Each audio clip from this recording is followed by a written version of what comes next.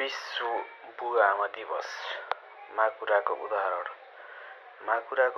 दिन चाहे आज दिन विशेष सामग्री उक्काउन अघि एउटा विशेष प्रजातिको माकुरा जसलाई छोराछोरी हुर्किएपछि आफ्नै छोराछोरीहरूले आमालाई खाइदिने गर्दछन्।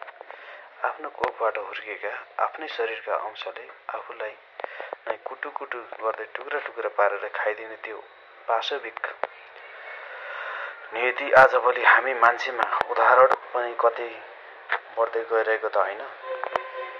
वृद्ध आश्रममा बढ्दै गएका लामहरू, बाटोघाटोमा बेसहारा रहेका पुराना पुस्ताहरू अनि घर घरमा अपहल्याना गरेर राखिएका आमा बुवाहरूका आँसुले कतै माकुराको प्रवृत्तिको सार्थकता मानवमा पनि देखाइरहेको त छैन।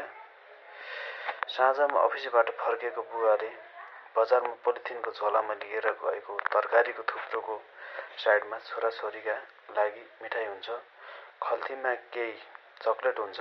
आमाले सारीका सबैले सिगान पुज्दै हुर्काएकी छोराछोरीको आमाबुवाप्रति असीम दायित्व रहन्छ। यो कुराहरू हामी सबैले बुझ्न जरुरी छ।